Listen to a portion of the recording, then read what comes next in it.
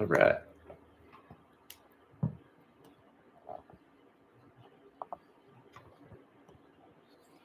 Cool. I think we're rocking and rolling. All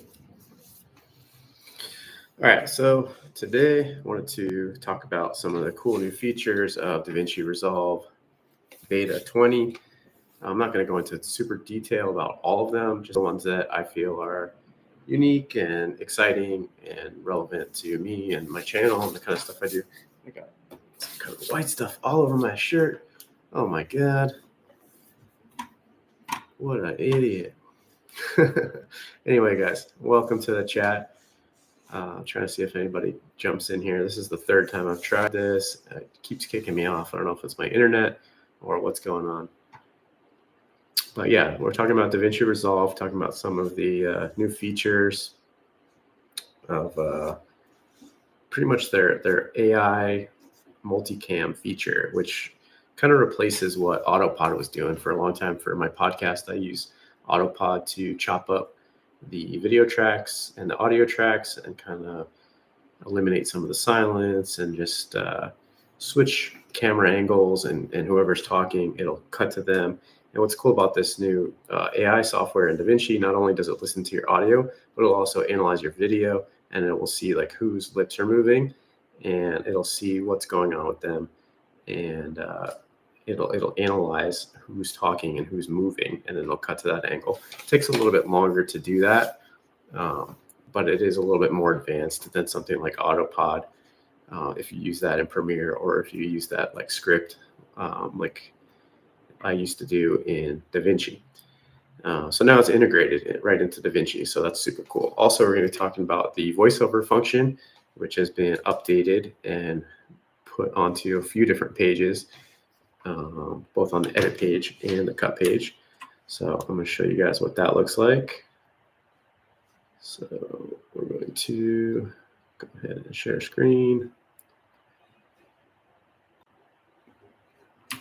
All right, so let's show you guys what that looks like. So I'm here in DaVinci Resolve, and I'm in a multicam project that I pretty much already went through and did all the cutting and everything like that. I'm going to show you kind of how I set it up. Okay, so you have this timeline. You're going to create your audio. You're going to put your audio, just like you would your two different speakers. Here's me, SS. Here's my co-host, Jordan, JM. And then I pretty much already went through and had it make my cuts.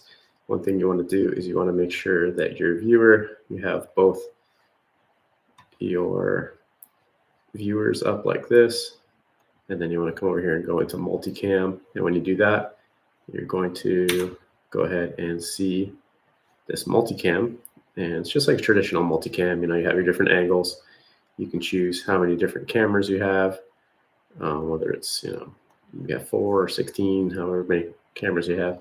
We just have we have 2 close-ups and we have a wide. So I'm just going to keep it on this 2x2, and you can listen to it.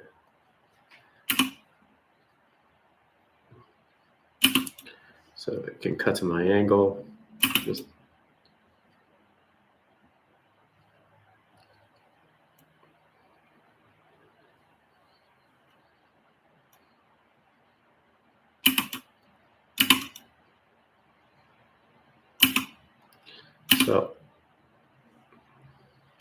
So it's traditional multicam kind of stuff. So you can cut through here.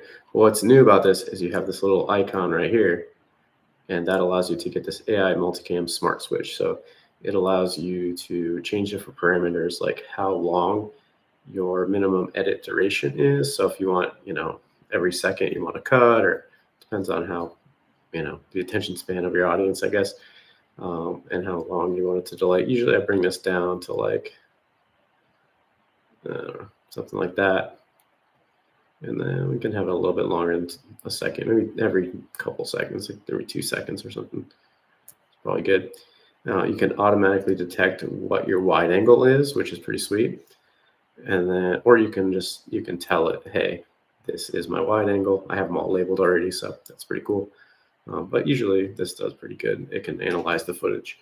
And if you really like that wide angle shot, like I do, and you want it to be able to cut back to that wide angle shot often, you can put this on high and it'll use it quite often.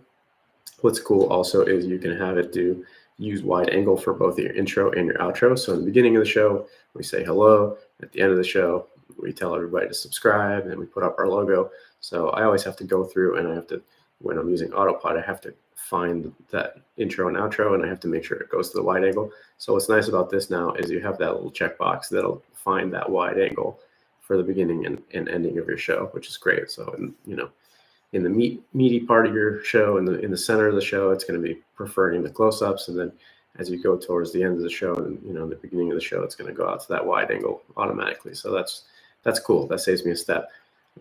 Use wide angle for silences whenever it doesn't know who's talking. It just kind of goes out to that wide angle. That's great. New features here. So you're using both video and audio, and you can change whether you want it faster or better. You can use audio only for a fast analysis, which is typically what I do.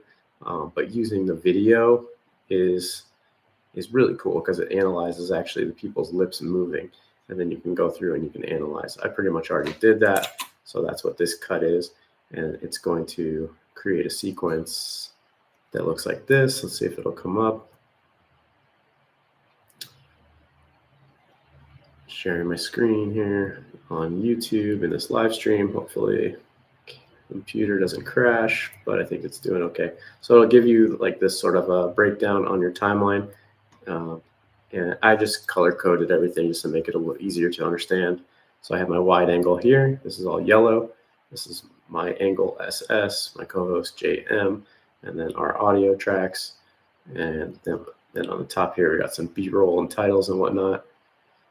And yeah, it pretty much just cuts it out like that. And you can enable and disable specific clips, and does a pretty good job of doing that. One other thing I wanted to show you guys was the voiceover, which I think is really cool. Now I'm in the edit page, and you can see, and there's a little voiceover microphone tab, little podcast tab, and you can go ahead and click on this, and you can give it a name if you want to, whatever, and it'll save it just over in your media pool. You can tell it, hey, which microphone are you using? Am I using my iPhone? Am I using my Volt, which is my audio interface? And also what track I'm going to set it down onto. So if I want to put something down onto music, and let's say test, then I can go ahead and start recording right here on the timeline. That probably sounded pretty crazy, but you can see now just a very simple way to just lay down some audio right here into your timeline.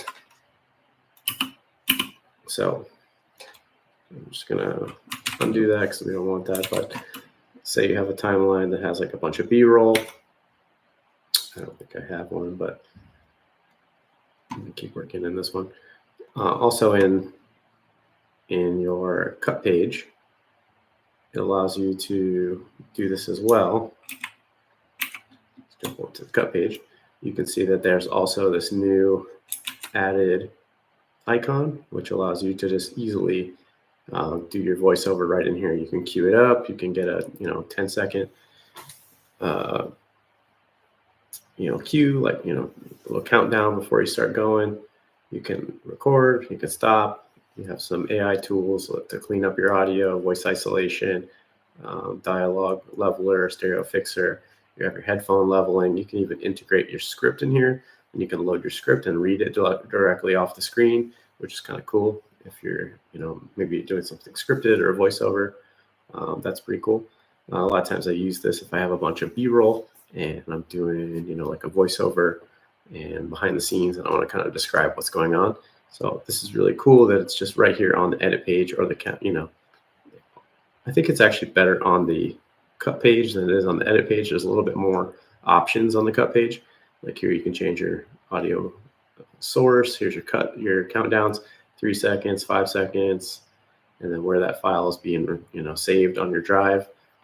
But yeah, why is this cool? Why am I so excited about this feature? I know it's such a simple thing, but what you had to do before is you had to come over here into the Fairlight page, I don't know how much time you guys actually spend in the Fairlight page, but what you had to do before is you had to go in, get a track, voiceover track, then you had to come over here, and then you had to find the track, just like this. Okay, then you had to go to input, and then you had to come over here, and you had to find your input, and then you had to find the microphone that you're using and your audio inputs, and then you had to find it, and then you had to come over here and you had to patch it into the thing where you're gonna go, and then you had to click patch, and then do all this kind of stuff, and then you had to come over there once it was all done, and then you had to arm it for recording. It's just, I don't know, man. It was too much trouble to put a simple voiceover down. Now it's so easy. It's just integrated in there. You just want to find your mic and lay down some audio. So glad that it doesn't require so many steps just to put a voiceover in. And the podcast integration, I'm really excited about that. There's a bunch of other tools. There's some cool stuff with the AI tracking, the magic mask. I think that's a really cool feature as well. I'm not going to show that or talk about it, but I've played around with pretty much all the new features inside of DaVinci Resolve. Those are just the two that kind of stand out to me. I know they're both kind of audio related, but audio is important, guys. And yeah. Oh, one more about audio that I think is really cool. That maybe I can show you guys real quick if we jump back into here. Is, let's see if we can get out of this tab here.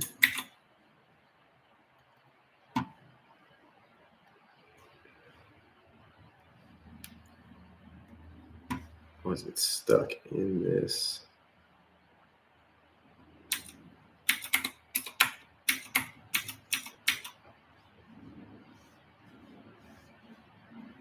Come on.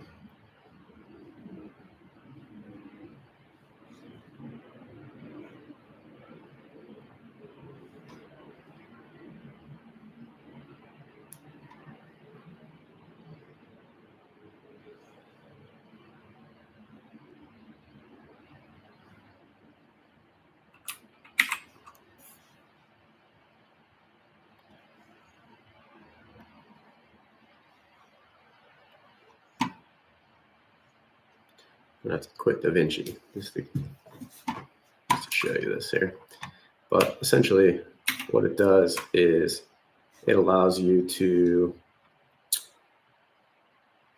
take a section of audio, like your music, and resize your music. I know Adobe's had this for quite some time, but what it allows you to do is go ahead and resize your image, your audio track to whatever your B-roll is. Say your B-roll is 30 seconds, or you're doing like a commercial or something, and it's 60 seconds. You can take, maybe like a 4-minute piece of music, and you can resize it down to 60 seconds or to 30 seconds or whatever your, Instagram reel is or whatever you're doing. And that's pretty handy. I think that's pretty cool. So let's see if I can show you that real quick. DaVinci's relaunching here.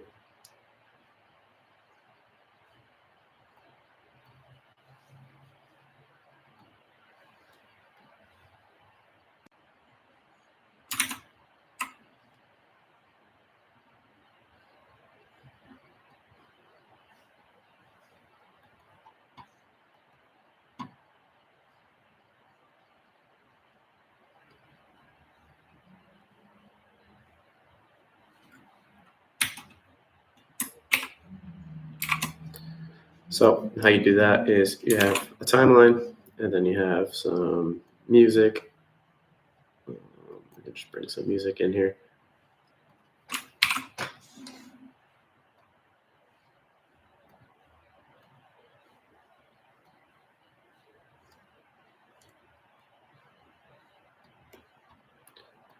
I don't know. Hopefully we don't get a copyright for this here. Taylor Swift. Let's bring Taylor Swift in here. Bam. And just put it down there. Okay. And say we're going to grab, say we just want like this section right here.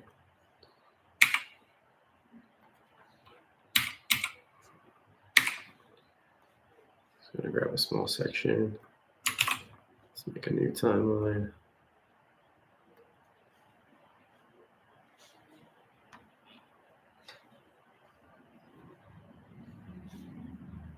And let's paste it in there.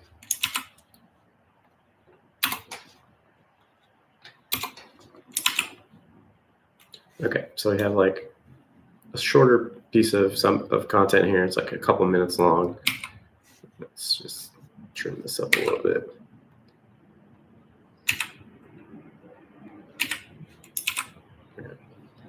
And then we have this Taylor Swift song. It's like, quite a bit longer.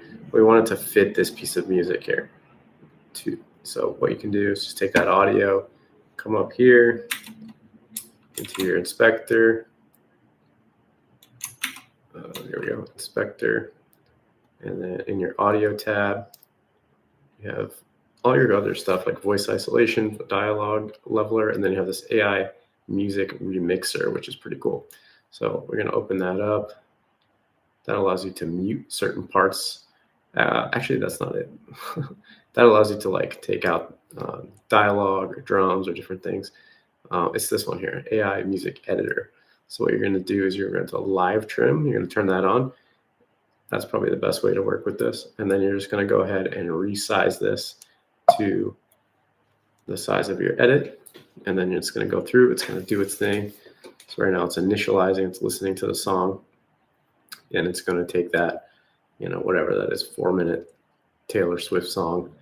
And it's going to cut it down to be about 2 minutes. So it'll fit this piece. This is a podcast. It's not a B-roll. None of it's going to make sense, but you guys are going to kind of get the idea of what it is and what it actually does. So hopefully, and this is in real time. You can see it's going pretty quick. So, we used to spend time actually like editing down songs, but it's so nice that AI can just do this for us and get it right on the beat every time. So you can now have like a couple of these little squiggly lines where it's made a cut there and made a cut there as well. And we can listen to it and see this transition here. That's pretty clean. And then it made another transition right there.